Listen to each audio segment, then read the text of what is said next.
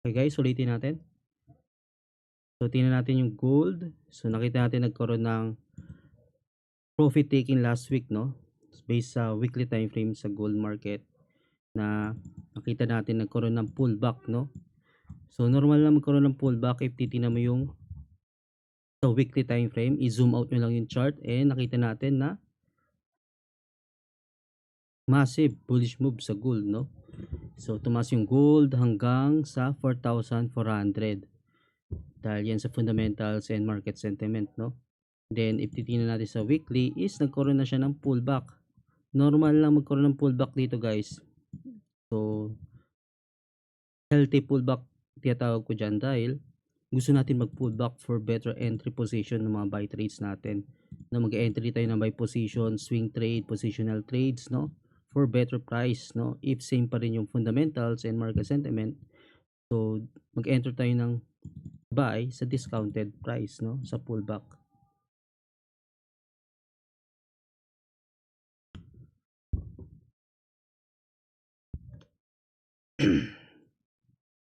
So, tingnan natin dito sa nangyari last week sa gold, no?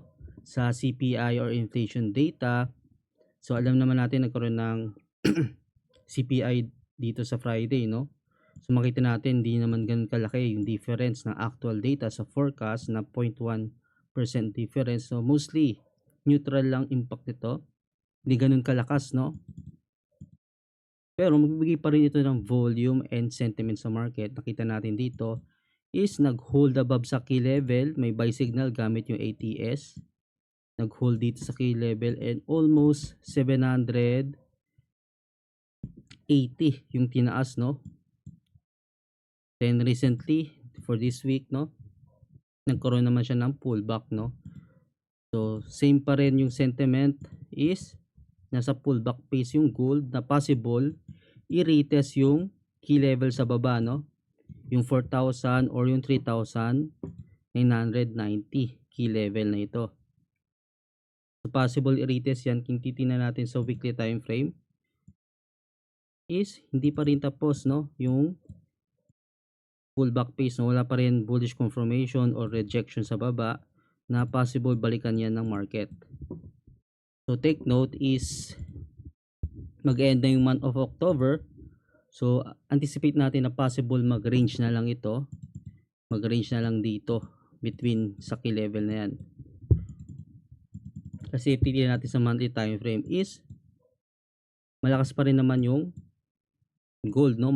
Bullish pa rin. Pero di ko siya unlikely mangyari na mag-continue yung bearish move hanggang dito sa flip ng opening ng monthly candle, no? Na magkaroon ng bearish candle. So possible mag-close ito ng ganyan, no? Then next week is month of November naman, no? Bagong monthly candle naman. Then doon naman yung anticipate natin kung magpo-pullback, then bullish move, no? So for this week, expect na possible na mag-range na lang sa key level, no? Dahil mag-e-end na yung month of October. Sa 4 time frame, so itong key level yung titingnan natin, no, nung last week, possible i-retest yan, no? So possible balikan yan at least dito sa 3,990 or yung 3,952 key level, no?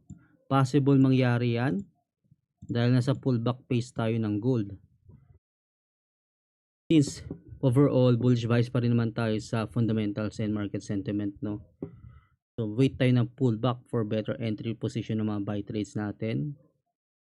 So basta mag-hold sa key level na yan and wala masyadong bearish momentum and may mga bullish confirmation tayo by signal, bullish momentum, no? And nag-hold dito sa key level. So ayun yung titingnan natin for this week, no? Since based pa lang sa 4 time frame, malakas yung bearish momentum dito. Nakita natin dito recently nag-drop ang gold. Tingnan natin sa ETS sell yung signal natin dito, may mga sell signal tayo dito sa lower time frame. So 1 minute, no, kanina lang to. Sa 448 yung price level. Balikan natin yung kaninang hapon. So, may mga example tayo ng sell signal diyan, no? So, pwede mo gamitin 'yan pang scalp, day trade or swing trade, no? So, itong sell signal na 'to na sinend ko sa alert signal kanina, almost 420 pips yung drop, no? And ito naman recently, itong dalawa is 100 pips yung drop. So, if napapansin nyo guys, mas mataas yung pip movement ng gold recently, no? Dahil yan sa recent fundamentals sa gold, no? Dahil sa tariff kay Trump, no? Nag-increase ito ng volatility, kaya mas malaki yung movement ng gold, no? Lalo na nasa all-time high tayo, na possible magkaroon ng malalaking swing point, no? Na mga swing move. Nakita natin recently nagkaroon ng malakas na bearish move sa gold last week, no? Nagkaroon ng profit taking sa taas, and dami nag-exit na mga buy position nila, no? Kaya nagko-cause ito ng aggressive sell off sa taas and aggressive pullback, no? So lagi ko sinasabi sa market update, if merong profit taking or pullback, no? So hintayin na lang na magkaroon ng bullish confirmation, no? Huwag nyo sabayan yung pagbaksak, no, or yung bearish momentum ng gold, no, if nagkakaroon ng profit taking, no, dahil maipit kayo if mag-enter kayo ng buy. Kailangan nyo mag-wait ng candle closure, bullish confirmation, rejection sa key level, no. So hindi yung basta-basta na basta na nagkaroon ng bearish move is mag-enter agad kayo ng buy trades, no.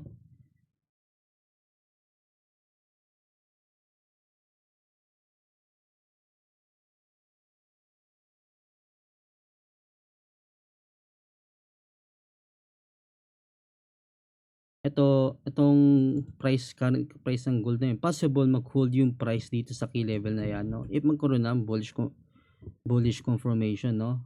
If mag-hold yung momentum ng mga buyers dito, na wala masyadong bearish candle, no? Na possible, i-retest yung price, yung key level sa taas. So, if mag-hold yung key level. So, economic calendar for Monday. So, wala masyadong key data sa USD, no? So, sa Tuesday, meron tayong consumer confidence.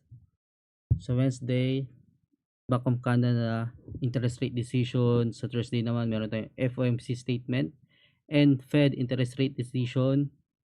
Ito, expectation natin dito is rate cut, no, sa USD. So, if rate cut, magbabawas sila ng interest rate, no? Magkukos ito ng less demand sa USD.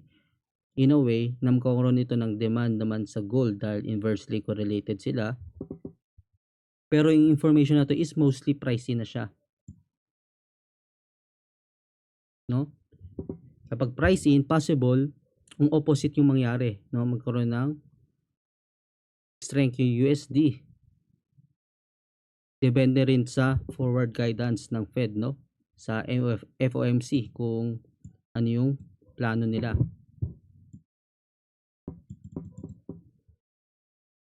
Then sa Thursday, meron rin tayong Bank of Japan interest rate decision, GDP sa US, CPI inflation data sa Germany, ECB interest rate decision, and sa Friday, meron tayong inflation data sa Eurozone, and PMI, PCE naman sa USD.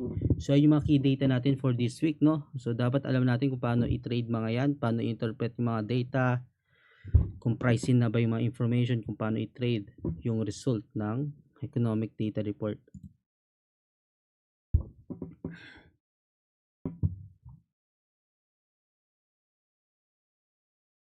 So, recently, nagkaroon dito ng profit taking yung gold, no? Makita natin na aggressive yung pagbaksak, no? So, isang candle lang to, almost 160 pips yung pip movement. Kung isusukatin natin ito, almost 300 pips in 3 minutes, no? Kaya always tayo mag-set ng stop loss, no? Para hindi kayo maipit sa mga spike na yan, no? Dahil expected talaga na malaki yung pip movement ng gold dahil sa extreme volatility, no?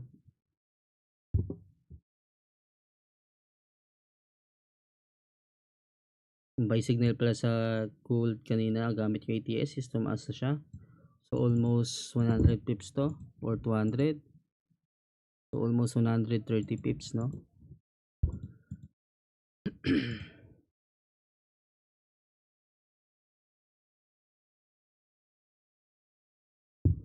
Sa Bitcoin naman, hindi natin na explore yung Bitcoin.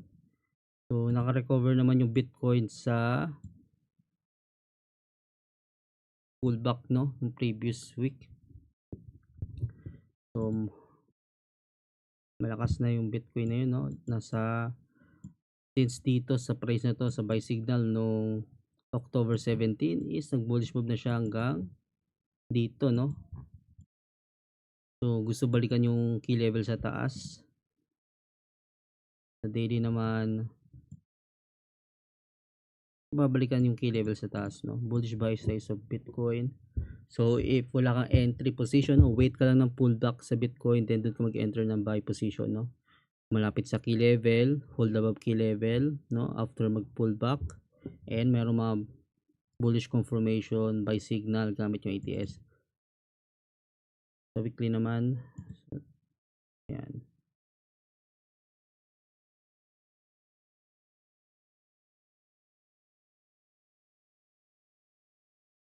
Grabe yung month of October sa Bitcoin, no, sa crypto.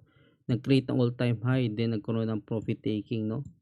Ito yung high ng month of October, and ito naman yung low ng month of October. And nakita natin naka-recover na yung Bitcoin, no, sa drop ng previous week. Nandito na siya. So possible i-retest tong i-level sa taas.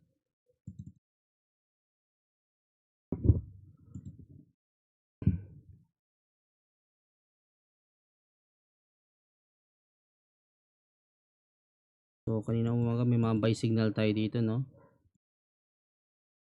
Buy signal, nag-pull back, then recently may buy signal tayo dito.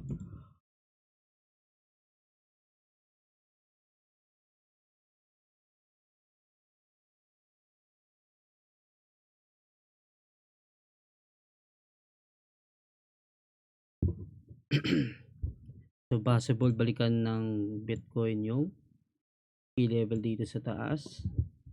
So bullish bias sa gold naman. So gusto natin balikan yung key level sa baba, no? Then bullish bias pa rin tayo basta mag-hold above sa key level, no? So ayun yung bias natin for this week sa gold and Bitcoin.